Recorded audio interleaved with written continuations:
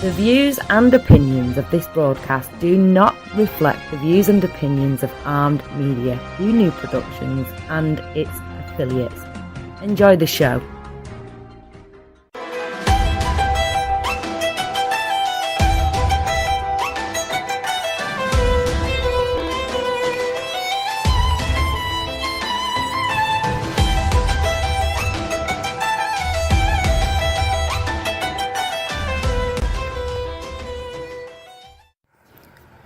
Good evening and welcome to my show, Let's Talk Careers with Sara on Armed Radio. It's Wednesday, 10 p.m. I'm here every Wednesday to answer all your questions regarding your careers. I would like to start with the topic of let's pretend you're fired today. What would you do if you are being called to a manager's office and your manager tells you, I am laying you off or downsizing the business, and you're one of the people who need to be laid off? So are you ready to get a job in a week?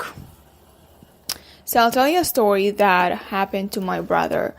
So my brother has been laid off from a restaurant that he was working, and he asked me to do his resume. So once I did the resume for him, in the morning he sent the resume around 9 o'clock.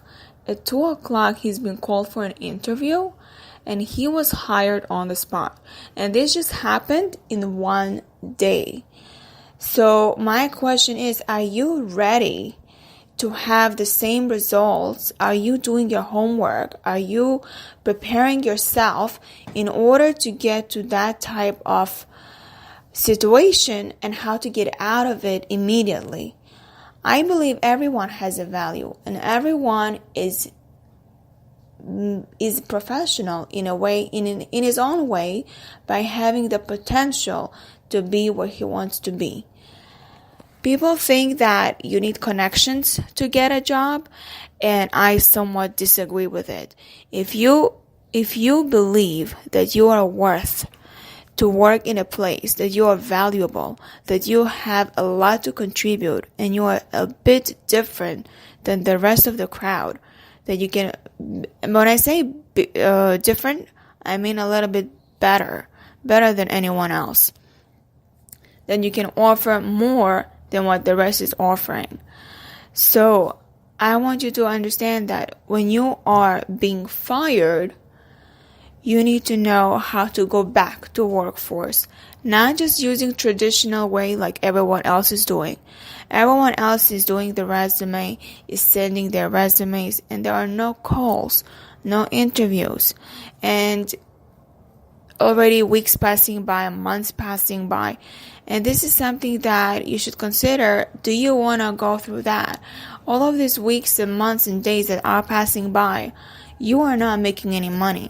You are leaving the money on the table. So think about how you can get out of this situation. So I'm going to guide you and explain to you how this is done. No matter if you have a job, even if you have a job, your resume has to be already updated. You have to already have it professionally done. Anytime, whenever the time comes, you have to leave the job, you have to already use the resume, already ready, and then look for the job that you are looking for. The results are incredible, really incredible. So I have someone who has posted a comment on my post on Facebook, and he wrote, Sara, we connected not long ago. I don't really know you, but I see your posts all the time. From your post of your previous clients, I can tell you have a good track record, and I just want to say to everyone who is reading this and needs your service, it's no-brainer. I once needed a professional help on the resume. I hired a firm from Manhattan, and I got the job within a short period of time. after looking for so long. If you guarantee interviews, there is no question asked. Keep crushing out there. So, I believe everyone needs a career coach. Everyone needs to be guided to the right way. We always think we know, but there are professionals who know better. So if you have any questions, you can always message me on Let's Talk Careers with Sara on Facebook, and you can get into my group, join my group at Let's Talk Careers with Sara Inner Circle. There are lots of job seekers out there that are looking for guidance and share information, so you are going to benefit from it. So I also realize people who are professionals, no matter if they have degree, if they have certifications, and I believe that they are smart, but when it comes to writing, they are just not that smart. So I had a candidate who is a nurse, and she gives me a 3-page resume. So I was just shocked to see that her resume completely is not highlighting the potential that she has, to highlighting the skills that she has. It's completely like an essay. It's so boring and not interesting. Writing a resume is really important. I know that doctors usually, if you go to a clinic, the nurse will be hired because they don't care about the resume much. All they care about the license and also about the experience. But when you go to an institution, when you go to a hospital, doctors don't read resumes. HR does. And HR, they are the ones who are best at reading and writing. So if they see that you don't have a good resume, even though you have the credentials, even though you are qualified for, they are just going to pass it on and throw it in the garbage, because they are looking for something that is outstanding, catching their eye, and they want to hire somebody who seems to be professional. For them, professional is somebody who knows how to read, how to write, how to have the good grammar, the right spelling, the right keywords, that puts a lot of effort and looks it more presentable. They don't care if it's done by a professional. They don't care if it's done by you. So if you really want that badly to get a job right away with the money that you want, then you have to hire a professional who will write a resume. And I don't understand why people say that to invest in a resume is expensive, because it's not an expense. It's just an investment. You are investing in a resume in order for you to get the job that you want. And when I offer people about resume writers who are so cheap, who charge very, very less. Like if you go to Upwork, if you go to Fiverr, and they charge very, very less. So they get offended. You have to understand, if you are thinking of hiring a professional, then you pay the price. It's not something that you can do around it. I'll go over some tips on writing a resume. A resume has to have several outlines. So the first thing, you have to have the contact info. Contact info meaning like you have to have your name, your address. Usually I don't put a full address. I just put the borough and the state and the zip code. Nothing else, because of confidentiality. I never, ever recommend to put your social security number. I've seen it, somebody submitting me a resume to hire somebody for a position.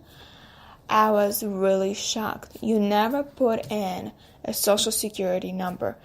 Doesn't matter if it's a fake one or a real one, you never do that. It's so not professional.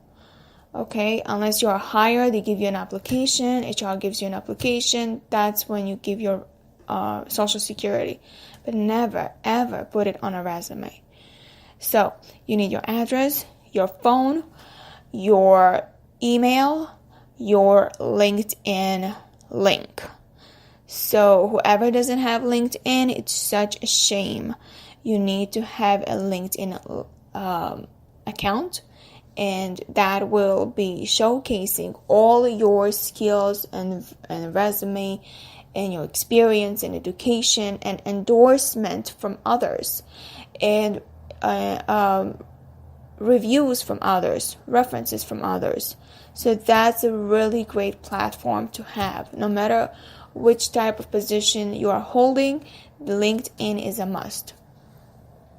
The next thing you need to have is the summary of qualifications, not objectives. Objectives are obsolete.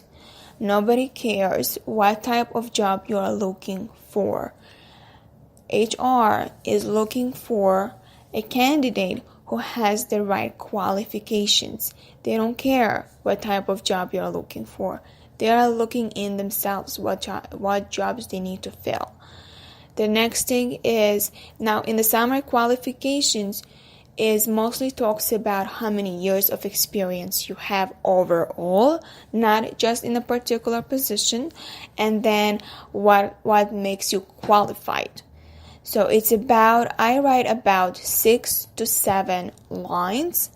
So it's about 10 sentences. Then I highlight. So there are going to be skills highlighted. And those skills highlighted are mainly where you can see in a job board. If you go to a job board, they give you all the job descriptions, and then at the end they write qualifications, and they mention you need to have a degree or high school diploma and whatever skills they are looking for. Those skills has to be mentioned in your resume. If you don't know how to perform those skills, then leave it out. Do not mention it, and mention different skills that you do know, even though it's not mentioned on the job board. Next is professional experience. Don't write job experience. Job is literally a really sounding like a poor keyword. Professional experience. Professional experience, you enter all your jobs that are relevant to the job board that is asking for a position. So if you are applying for nurse, don't mention medical assistant positions that you have done, or unless you don't have any other positions that you have done, but don't mention low or different jobs that are not related to what you are applying for. And I understand people want two pages of resume, but 2 pages resume are not necessarily the more exciting to have, because 1 page is even enough. In 1 page, you can really write so much that is enough for HR to understand who you are and if you are qualified or not. And I've done it for someone, and he got incredible results. He had interviews upon interviews upon interviews for just having a 1 resume. He had so much to put in the resume, but I just filtered it all and put what is necessary. If you do want to contact me, you go on Facebook, Let's Talk Careers with Sara, message me your questions and I'll answer them. And the next thing that you want to do when you write your experience, it has to be first the job title, and then the location, and then the years that you worked there. And on the bottom of the job title, you need to name the company name that you worked for, and then the bullet points. I don't like to see a bullet point that has only 1 line. It makes you look so not professional.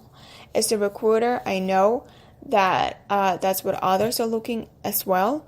When you have a bullet point that has 2 lines of description and achievements and accomplishments, that will be already enough for them to see you are incredible and you have the right skills needed. So if you have about 5 jobs and you don't have space, so you need to filter. And there are different methods on writing a resume. So I usually condense.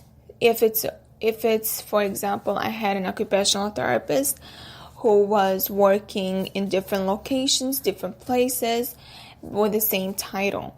So instead of repeating over and over in a bullet points, what I did is just mentioning on the top that she's in occupational therapy and all the achievements and skills that she has performed. And on the bottom, I would just write all the companies that she's worked for under this title. And then the next thing is skills. What type of skills? Technical and language skills. Technical, don't leave it out. If you know how to use internet, don't leave it out. Mention that too. Internet Explorer, Chrome. If you know how to use social media, if you know how to use Microsoft Word, Microsoft Suite, that means Word, Publishers, Outlook, pretty much whatever Microsoft offers. And then Excel is also important for some jobs. And whatever in your field that you know about a software. So I know some medical assistants use a specific software in the doctor's office, and different doctors use different softwares. So all of the software that you know, just mention it in. If you're a graphic designer, mention all the systems that you know that you can create, such as Adobe, Photoshop, and others that I don't know about graphics.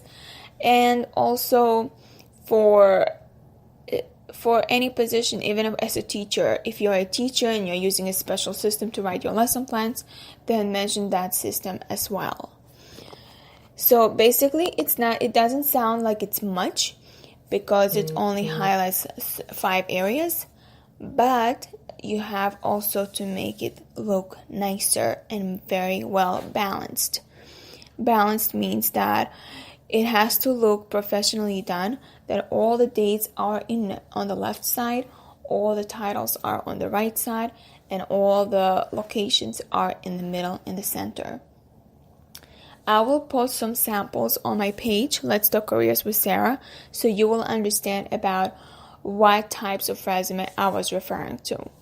So one asked me that if he could go on Google and copy and paste the resume wordings. So my answer is, they don't look for plagiarism, but the keywords are not going to be the same that they are looking for. So you are actually not gaining yourself in a way that you're getting the job.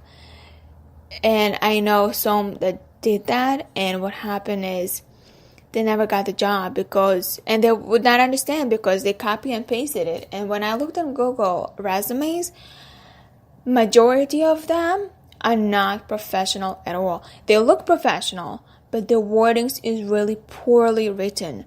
And somebody who did not take my advice and did copy and paste, he could not find a job and he would understand what I meant. So this is not the way to go. The way to go is just to hire a professional. If you want to do it on your own, you can just listen to me and I'll guide you how to do it. I'll review your resume for free, no charge, and I will guide you and give you a feedback on what to do and how to do. And that way you will learn.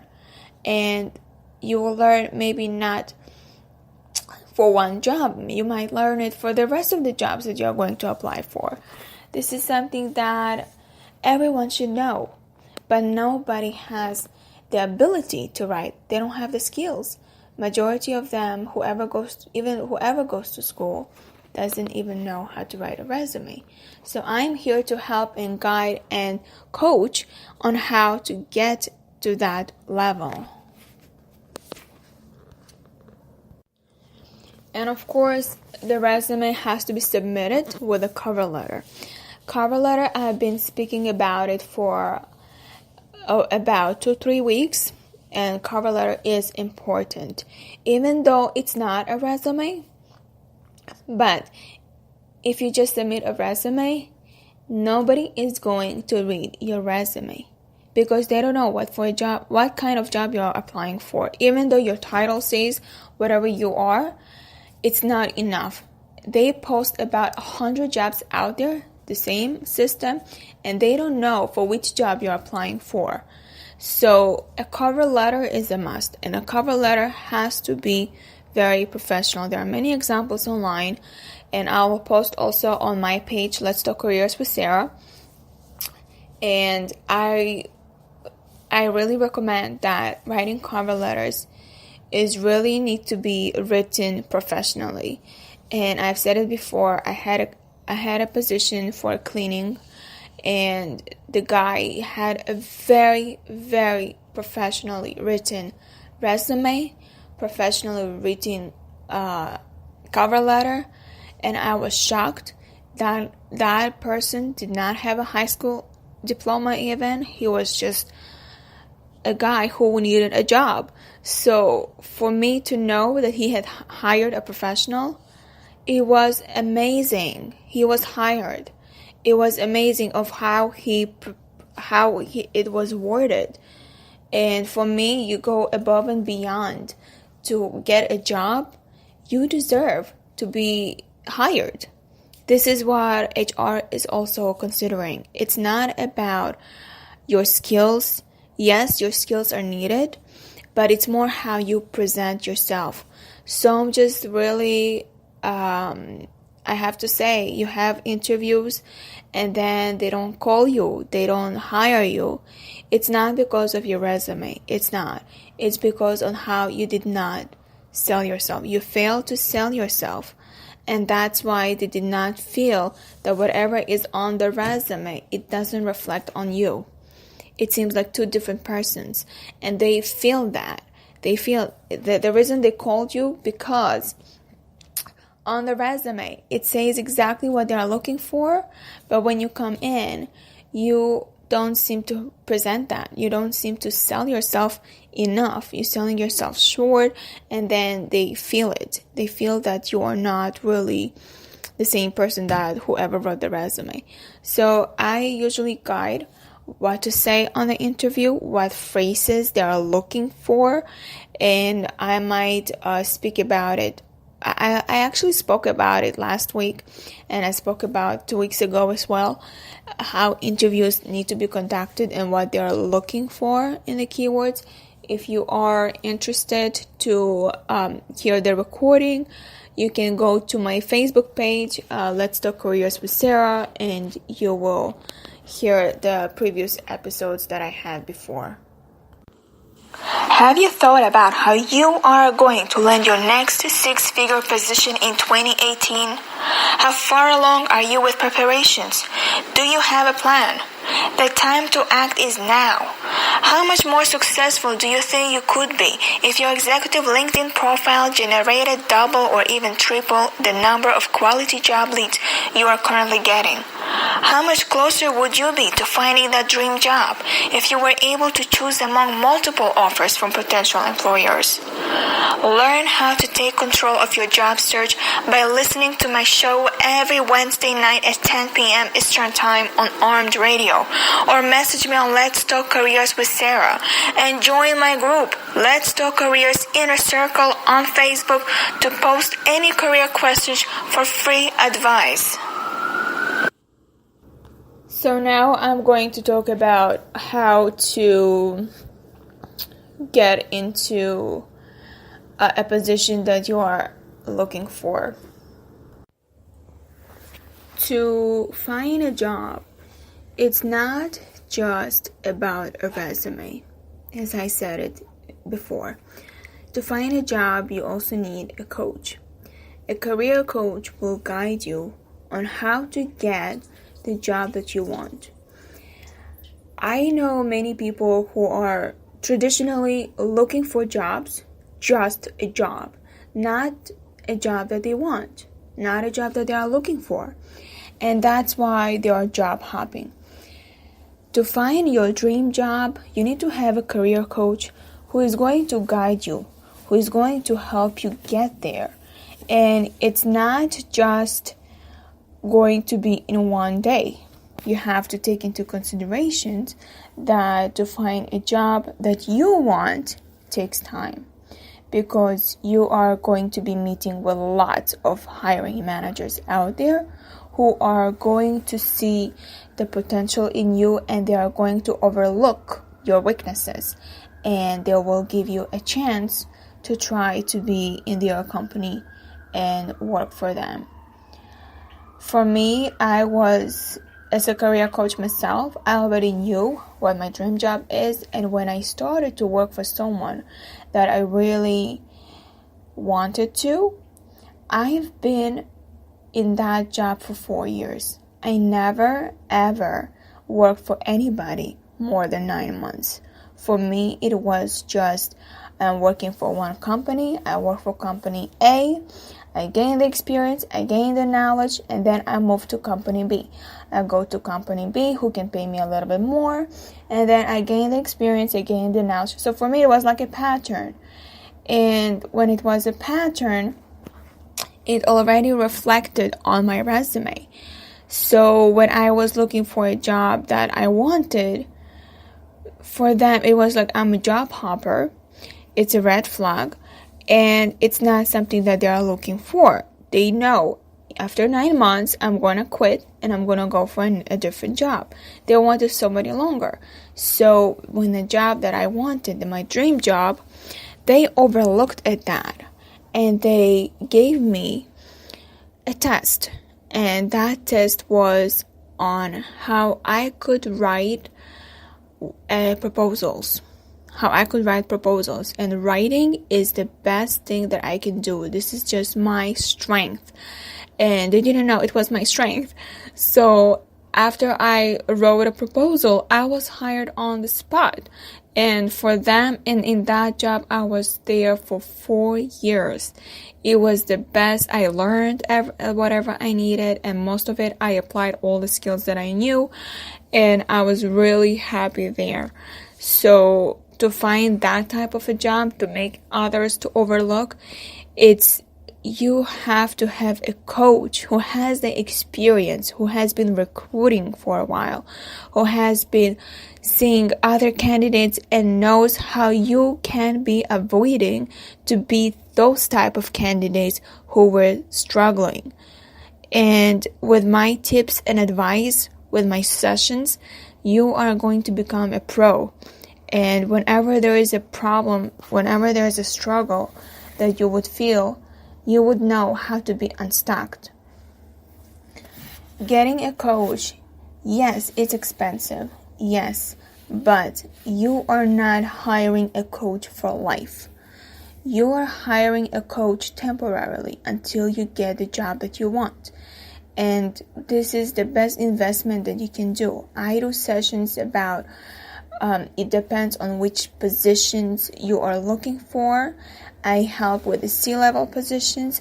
I help with managerial positions.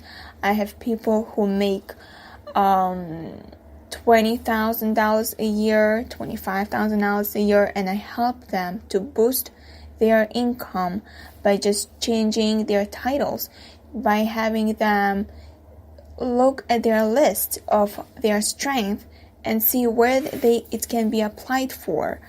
And I see like incredible results. People are really happy and really feel that the investment is worth it, because having a coach can help you increase your income. So the investment really worth it.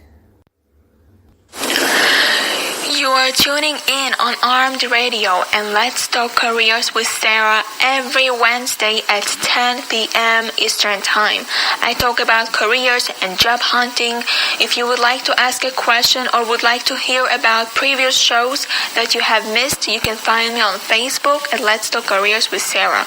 You can learn about jobs, tips, and advice on my page. If you have a career-related question, you can just message me on Facebook.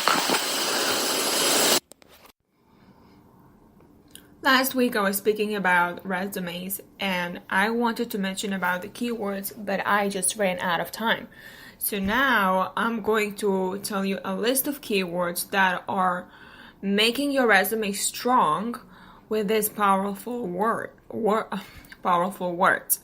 So I will tell you, I'll post the list also on Facebook on Let's Talk Careers with Sara, and I'm going also to share it in a group, Let's Talk Careers Inner Circle. So the list is about 99 words.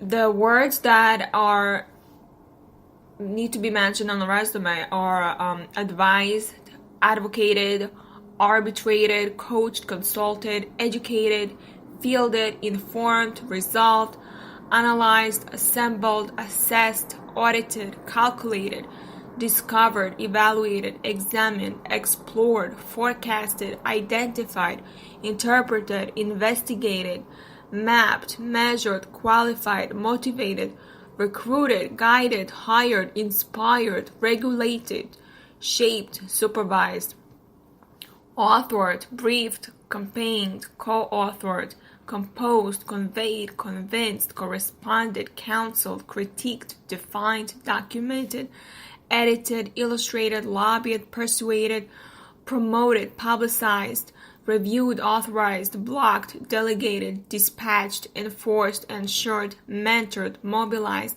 centralized, clarified, converted, customized, influenced, integrated, inspected, itemized, monitored, screened, scrutinized, verified, attained, awarded, completed, demonstrated, earned, exceeded, outperformed, reached, showcased, succeeded, surpassed, targeted, aligned, cultivated, directed, enabled, facilitated, fostered, taught, trained, unified, united, merged, modified, overhauled, redesigned, refined.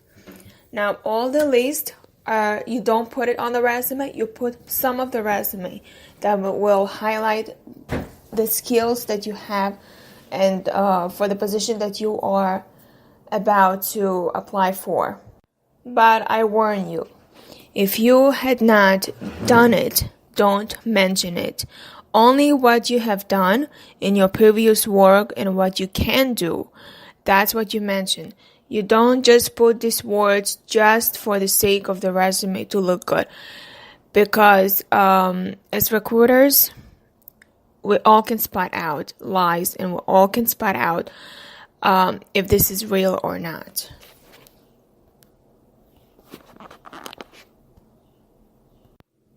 Now, I want to mention more about how the resume needs to be. That you need to ensure that everything is listed on your resume correlates to the job you're applying to. And your resume should be either 1 page or 2 full pages, not like 1.5. It has to be 2 full pages. Your resume also, it should include at least 5 keywords from the job descriptions. And the font on your resume should be easy to read and not too small, preferably size 12. And the resume should be clearly show that you meet at least the minimum qualifications. Minimum qualifications. Not all the qualifications, but the minimum qualifications. Your resume should have a summary section on the very top that shows you meet the requirements of the job. No more objectives. Nobody cares about objectives. Only the summary. Each bullet on your resume should start with a positive action verb, the one that you heard now. And it's going to be posted on Facebook. And the correct verb tense should always be used. If it's a past job, all verbs should be past tense. If it's a current job, it should be present tense. Your experience section should clearly detail results and accomplishments using numbers whenever possible. So if you're in sales, how many percentages did you earn the company's profit? If you are an accountant, how many overall costs have you saved? If you are in any position, even doesn't matter if it's accountant or sales, but in any position, you can say how many percentage of retention you had done for the company, how much money you saved for them, give a percentage, how many success rate are out there in the company because of you. So numbers are really talk, but I would not say for each experience that you have done to do the number games. It's not, I personally don't like it, because for me it's like you are trying to put each percentage, each number in each job. Just do it for the current job, not for every job, because if it's for every job, it doesn't seem like kind of real. And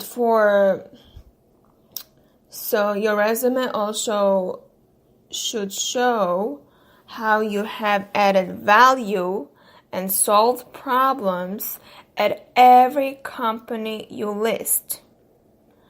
How you solve problems.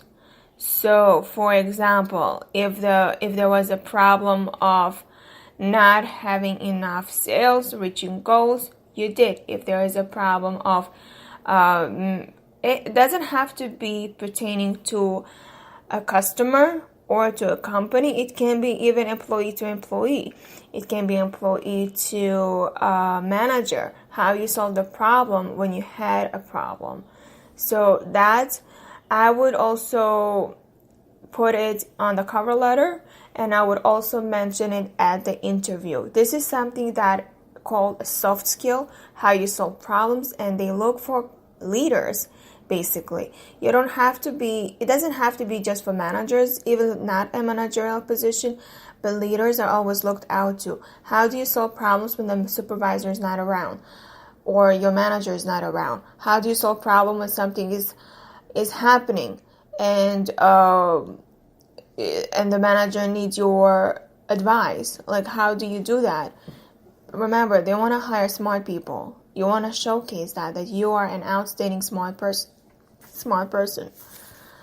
Your education section should be clear with your degree, school name, and applicable courses. I wouldn't say about courses from the college that you took, and I don't understand why people do that. Like, if you have a degree in bachelor's, I don't need to know what courses you took in college. Like, if I know you have a bachelor's degree, I am confident enough that you took those classes. When I mean that you applicable courses, meaning, for example, you went for continuing education, you went for certification, or you went for special training outside of school. Like, for example, they have professional development days in some companies and they offer certification. So you want to put what courses you took to be certified, not necessarily from your college. It can be from a different place. Projects or training that relate to the job you are applying to also should be included. There should be absolutely no misspelling or grammatical errors. And I understand people think that they are smart, they have bachelor's degree, and like I said before about the nurse, that yeah, you do know that, you do showcase that, but the hiring manager is not going to be your supervisor. The hiring manager is not going to be your manager. The hiring manager is just there from HR, who is proficient in grammar and spelling, and he or she is going to judge you based on the resume. So if you have a grammatical error and you have all the qualifications needed, you are going to be passed. You are not going to be hired because of those misspelling words. You want to showcase you, like they say, first impression lasts forever. If you don't impress your hiring manager, how are you going to impress your manager? So it's not going to work out. You need to have professionally written misspelled words. If you are a teacher or you are proficient in English and you are good in writing, then you should proofread it over and over and over and over, because it needs to be really smoothly, zero misspelled words, zero grammatical error, because the hiring manager is the one who is going to read it, nobody else. Okay, now you also need to leave the reader wanting to know more about you, and it should include something unique and memorable about you. So that I specifically don't necessarily do it on the resume, but on the cover letter. Cover letter, basically, it's like a sales letter for me. Like, if the hiring manager is going to read it, they will want to know more about me. They will want to know who I am. I want to, like, they have probably thousands of questions to ask, and they would like to hear me. What am I going to say? So that's like a third step. Resume, first step, cover letter, second step, and then you have the interview. And the interview is the last thing that you want, because if you don't have interview, that means the resume and the cover letter really don't work. If you do have an interview, that means your resume and cover letter are excellent. And now the interview, it's your job to sell yourself. And I know for some people, I had just a call yesterday about a husband is calling for his wife that he needs a resume for her. And he says his wife doesn't speak English very well, and she has a problem on how she's going to pass the interview.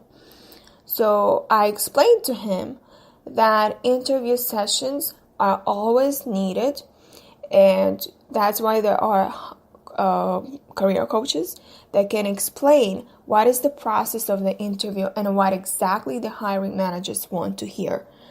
Thinking that you are going to go there for an interview and just answer questions yes or no, it's not what they want. How about if they ask you, tell me about you? What are you thinking? Are you going to tell about your childhood? Are you going to talk about other not related topics? When they say tell me about you, it's about career related. How did you become a nurse? How did you become to a level that you are now? If you are a manager, how did you become a manager? If you're an accountant, tell me how you became an accountant. If you are medical assistant, if you are a salesperson, if you are occupational therapist, how did you become an occupational therapist? If this is your first job, your first experience, that's what you say. How passionate you are about this position, about this field, how you love to work with people, how it makes you happy to see people satisfied with your services. What is the goal that you're trying to reach? What is it that you want to teach others? Do you have inspiration? What inspires you? That's what they mean. And if you don't know, if you don't do your homework, you go to an interview and you just go blank on that question, no matter how much you spend on the resume or on the cover letter or on the career coaching sessions, you just lost the job because you went blank. So interview sessions, you have to walk in confident, knowing what to expect, knowing what to say. Sometimes they're going to ask you a question just to test your IQ. And that's what they do, the hiring managers. They have specific reasons why they chose you, and they're looking to justify if you are the right person or not. So that needs to be cleared. And for those of you that have a problem with with interviewing, and you don't know how to answer the questions, book with me a session. You can message me on Facebook, Let's Talk Careers with Sarah, and I'll get back to you, and I will even prepare you some mini sessions that you can actually practice at home and work on it. Now, I want to give you an example of how to write a cover letter that stands out from the crowd. And this might sound very simple, but this is what exactly they are looking for, the hiring managers. So when you write a letter, make sure to date it and write to who you are writing to. So I'm going to give you an example here. You're starting with a greeting. Dear Mr. Employer. Employer, when I say employer, you should put a name to it. If you don't know a name to it, I would say dear hiring manager. I am writing to express my interest in the whatever position it is. So in here it's going to be administrative assistant. I'm writing to express my interest in the administrative assistant position at ABC Company, limited as advertised in the, newspaper, internet. You have to explain how you found about the job and the date in which it was advertised. The attached resume explains in detail my qualifications for this position. So I'm going to give you an example again. I'm writing to express my interest in the administrative assistant position at ABC Company, limited as advertised in the newspaper, LinkedIn article, or Facebook ad on April 11, 2018. The attached resume explains in detail my qualifications for this position. For the past 5 years, I have worked as an administrative assistant at ABC Company, XYZ Company. My current role is a frontline position in which I greet and assist up to 50 clients daily, maintain accurate client data analysis reports, and provide general administrative support for my colleagues. I have exceptional computer skills. Specifically, I am proficient with MS Word, Excel, PowerPoint, and Access, and I have become known with my office as a reliable resource person for solving computer-related issues. I am well organized, detail-oriented, and able to prioritize effectively to manage conflicting demands in a fast-paced work environment. I have strong analytical, research, and time management skills, and a very high degree of commitment to my work. Thank you for taking the time to review my resume. I am available at your convenience for an interview. Sincerely, you sign your name and you print your name. So I want to go over about what this cover letter emphasized. So the cover letter in here, if you noticed, did not mention anything about education. So if you don't have a degree and you have just a high school diploma, for this type of position like administrative assistant, it's sufficient enough to write a letter without education.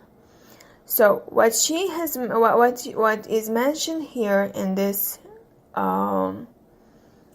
letter is that you start with introduction about how you found the person, how you found the hiring manager, how you found the email, how you found the job post. So you explain about the position you're interested in, where it was advertised, and at what date. Then you go over the qualifications that you believe that you are the one to be hired. So the qualifications are going to be discussed on the second paragraph about how long you have the experience and how and in which company you worked for and what was your role and what did you do exactly. I would mention the most positive, influencing keywords that really will attract the reader, that will say, okay, that this sounds very interesting. And then when it was mentioned on the cover letter about the computer skills, because administrative assistant need to know computers. So if that was the qualifications that you know, that you believe that is needed, that's what you mention on this second paragraph. Then you mention about your soft skills. So the hard skills is about computers, hands-on, whatever is needed. And the soft skills, it's about time management, analytical skills, how you're getting along with your colleagues, how if you know how to do research, how you do research. All of this will be on the third paragraph. So the first paragraph is intro, how you found the job, where it was posted, and why you're interested. The second paragraph is supporting your decision about why you think you are qualified for the position. So you put experience in it, how long you've been working in the position in your current company, and what you are skilled as in hard skills, such as computers. Then on the third paragraph, you mention your soft skills. And then on the fourth paragraph, you thank them for reading this letter, and then you sign it. This is very simple formula that it's being used for years, and it's been very effective. It shows how organized you are in writing as well. And writing, I tell everybody, like whoever tells me why I need a cover letter is for them to see how you're communicating. Do you know how to communicate? That's what they are looking for. If you know how to communicate, for them, like, this is okay. For them, it's like, okay, I can rely on that person. Let me test that person in the interview. But this is like a selling tool as well to get you the job.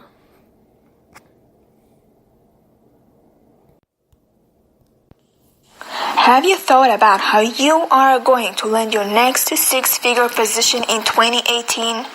How far along are you with preparations? Do you have a plan? The time to act is now. How much more successful do you think you could be if your executive LinkedIn profile generated double or even triple the number of quality job leads you are currently getting? How much closer would you be to finding that dream job if you were able to choose among multiple offers from potential employers? Learn how to take control of your job search by listening to my show every Wednesday night at 10 p.m. Eastern Time on Armed Radio, or message me on Let's Talk Careers with Sara, and join my group, Let's Talk Careers Inner Circle, on Facebook to post any career questions for free advice.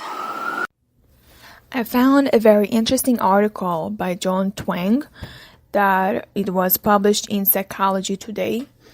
So it was very interesting to read it, and I want to share it with you so you will have a little bit insight about what it is talking about. Career fulfillment has taken a hit lately. Many Americans, especially those under 35, struggle to find work that pays enough and fits with their skills and talents, not to mention their perception of who they believe they are and how they should be seen. Even those who have a good job often wonder, is this all? Perhaps as a result, young people are increasingly cynical about work. In 1976, 1 in 4 high school seniors agreed with the statement, "To me, work is nothing more than making a living." In 2014, 1 in 3 high school seniors share that view. Millennials are also less likely to take pleasure in work than our previous generations, less likely to say it's important to have a job that's interesting, and less likely to aspire to make friends at work. It's a serious problem because the intrinsic rewards of work, how our careers support our life stories, are among the best predictors of performance. Studies find that workers who fundamentally enjoy what they do perform much better than those who focus primarily on extrinsic rewards, like money. Valuing intrinsic rewards is also linked to greater happiness and better mental health overall. To rewrite your career story, focus more on what work gives you while you are doing it. Social media doesn't help us live the career stories we want. We constantly judge ourselves via comparison to others, and social media fuels this fire. Seeing posts from friends about their seemingly glamorous, high-profile work can make us question our focus on intrinsic rewards. It helps to remember that every job has a downside, or at least its dual side, which few share on Facebook. Keeping that in mind, begin to reframe your workday in ways that better fit your story. Knock off mundane tasks as quickly as possible at the times when you are naturally least engaged, such as waiting for a train, sitting in the car during your kids' sports practice, or waiting for conference call to start. And when you get to the part of your job you really like, that most lets you be yourself, savor it. Put your phone on vibrate. Don't look at your email and let yourself become immersed in what you are doing. Opportunities to be intrinsically engaged are harder to come by in distraction-filled workplaces, which is why it's so important to direct yourself to them. Do it enough and your performance will also improve. In the end, focusing on intrinsic fulfillment should lead to extrinsic rewards too. And if work offers you none of this, it might be time for a change. If your job really is just making a living, you probably deserve a better story and can still create it. Intrinsic rewards abound in other spheres. Enjoying friends and family, helping the community, and engaging in activities you love outside of the office are all deep sources of intrinsic rewards. I really found this article to be very interesting, and I felt that it gives a lot of insight about how each individual feels about their career. Some careers are fulfilling and some are not. Those that are fulfilling give you the good side, which is you have time to spend with your family, with your kids, with your community, so it doesn't interfere with your life. And some careers do interfere with your life and you don't have time to spend with your family, with your kids, and with the community, and you feel a little bit more stressed than you want to be. So thinking about your career now, knowing what to expect. I feel that people believe that to have a job is just a job, and this is the mindset that has to be changed, because if you don't like your job and you feel like you need a job just to pay up your bills, then that mindset will just lock you in that career and you are not going to flourish. So if you want a job that you can be satisfied, fulfilled, and happy, then you have to sit down and start creating a goal for yourself, creating a list of what you are good at, what you can promote yourself perhaps, and how you can get into the foot at the door for the hiring manager in order for them to think that you are the right candidate and you can be hired for the job that you love. And all of that I explained in my previous shows. So if you missed them, you can go to my Facebook, Let's Talk Careers with Sarah, and you will see all the recordings that we have from the previous shows that I had. I'm running out of time today, so I'll see you next Wednesday. Thank you for being here on my show, Let's Talk Careers with Sarah. You are tuning in on Armed Radio and Let's Talk Careers with Sarah every Wednesday at 10 p.m. Eastern Time. I talk about careers and job hunting. If you would like to ask a question or would like to hear about previous shows that you have missed, you can find me on Facebook at Let's Talk Careers with Sarah. You can learn about jobs, tips, and advice on my page. If you have a career-related question, you can just message me on Facebook.